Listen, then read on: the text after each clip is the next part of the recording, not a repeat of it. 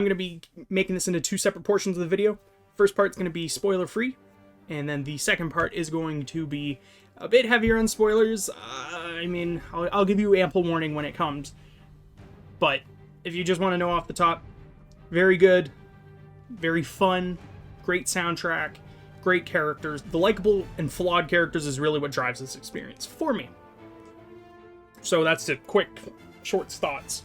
Guardians of the Galaxy unfortunately got compared a lot to the Avengers game, which the problem with the Avengers game is that it was built as a live service multiplayer game, and Guardians of the Galaxy was built as a single player experience. So to compare the two, it's very difficult. I mean, you can argue, oh, it's the third person action adventure, which sure, yeah, arguably both have RPG elements, but in this game's case, you just follow Star-Lord. All your teammates act as like attacks and special moves you can do in combat and stuff. So that's a huge thing right off the top. It's really good. The characters in this game are great. They all make a lot of sense. Drax is very literal. Gamora's very, Gamora. Rocket's very, irritable. Irritable but heartfelt. Groot is Groot. And Star-Lord is the main character you play as. Personally, my favorite character was Gamora, but Star-Lord's good too.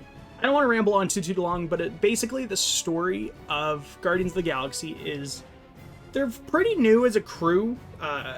Rocket, Groot, and Peter had been a crew for about 2 months prior before bringing in Gamora and Drax. Gamora acts as the assassin, the heavy hitter, one strike kind of thing.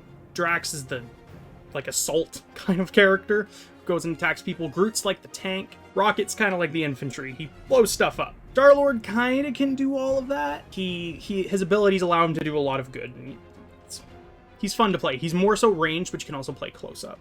The story follows their shenanigans as they go from zero to hero. So the main song of the game, by the way, I am not subtle in the slightest. The Guardians make a lot of friends and enemies along their way, but I mean, that's to be expected. You've probably seen the movie.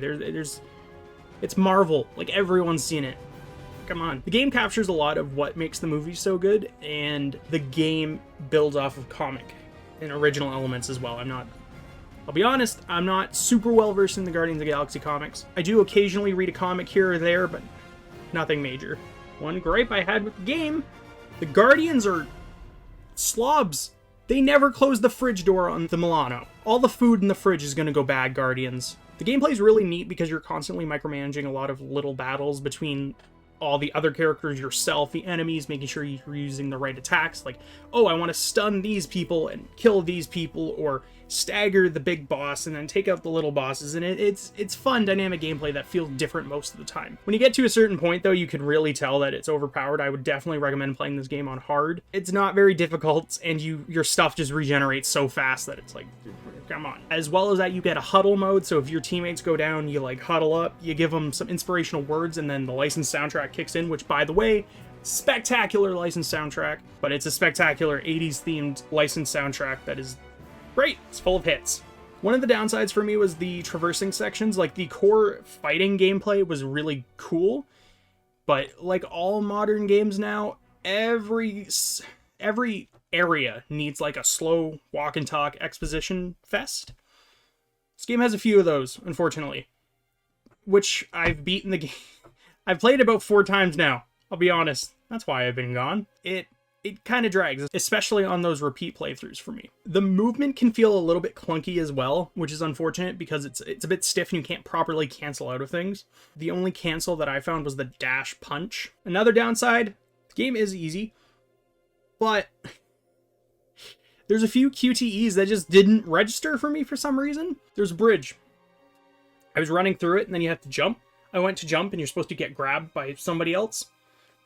I hit the button, it gave me like the green, good job, kid. And then I fell to my death. I didn't feel good.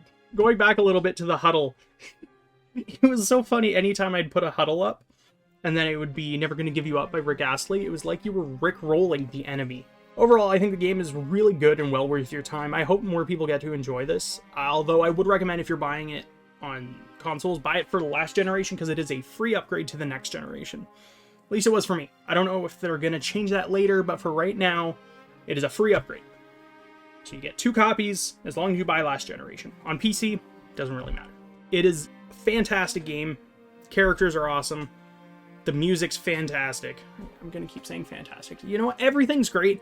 My only real gripe with it is the traversal sections, as well as if you're doing repeat playthroughs, which I know most people won't. The chapter select system is because the chapters are very long, there's no sub-chapters. So you could chapter select into like a 2-hour chapter, which is fine. It's just, as well as no skippable cutscenes. Like, you can mash through some dialogue, but other times you can't. So most of my complaints are for repeat playthroughs. If it's your first time going in, I'm sure you'll like it a lot. But anyways, I'm going into spoilers now. Woo! Spoilers for the game. Are you listening? Are you moving? Clicking me off? Are you staying? I'm not going to tell you what to do, but I'm just... Now, for the people who have played the game, or do not care. Did you guys get really giddy at the cameos from the Avengers and Spider-Man? Or Easter eggs, I guess? Would be a better term. About halfway through. That was awesome. I really liked how almost everything in this story, from beginning to end, really, it tied into each other. Every planet you visited early on, every character you meet earlier on, pretty much comes back in the end in some form or fashion. The themes of the game of family and loss and dealing with grief was awesome. I was not expecting that when I went in. I was just expecting a fun adventure. And I mean, it is a fun adventure, but I was not expecting to be so stricken emotionally by the Guardians of the Galaxy. I mean, the movies have their moments, but so does the game. When you have the option to give in to the promise and get the bad ending, I kind of wanted to do that. I wanted Peter to be happy, but you know it's fake, so... A huge thing that I really liked about this game was the clever writing and how funny so much of it was. I was not expecting that either. I was expecting it to be very childish, but it wasn't. It was mostly smart. It reminds me a lot of that Deadpool game that came out about a decade ago? 2013. I think it was 2013. The Deadpool game. Most of the game felt organic, too, in terms of the character bits and how they felt about each other at all times. The only thing that didn't make sense to me was how Rocket just flips and, I hate you guys. You're dead to me, Quill. That was dumb, in my opinion. I didn't like that. That seemed very, like a full 180 just because Quill wanted to go pay a fine so they wouldn't have their ship shut down. Pretty weak. I also wish that we could have played as the Guardians. I know that would have extended development time, and that probably wouldn't have left us such a polished game, but I really wanted to play as Gamora. Her sword was so cool. I don't want to compare it to Avengers, but imagine playing with friends and you have to work cooperatively. Like, especially one section near the end of the game where you have to call Gamora across to cut the thing, make Groot shoot the bridge across and everything. Drax's war on Thanos story arc was really cool. I'm sure it's going to be very shocking to a lot of movie fans because they're going to be like, Thanos is this unstoppable dude. Just kidding. Just Drax got him. The puzzle near the end, I guess it's about halfway through, but anyways, the puzzle near the end with Mantis where you have to go through the caves and stuff and then you just have to be silent, that was cool. I went through 4 times before I realized, wait a minute, I'm just gonna shut up, I'm gonna let somebody else talk, and that ended up being it. The llama that you pick up at the beginning of the game didn't really factor into the story all that much. Like, if you pick the llama or the weapons, it's 7,000 or 8,000 credits, depending. But that's it. I was expecting the llama to save the day or something. That's one of the big things that I was talking about earlier, about how everything wraps into each other. The llama is the only thing that didn't make sense for me. Otherwise, everything was great. Nikki not being Peter's daughter was a nice twist, untwist, which I'm gonna call him. That's the thing.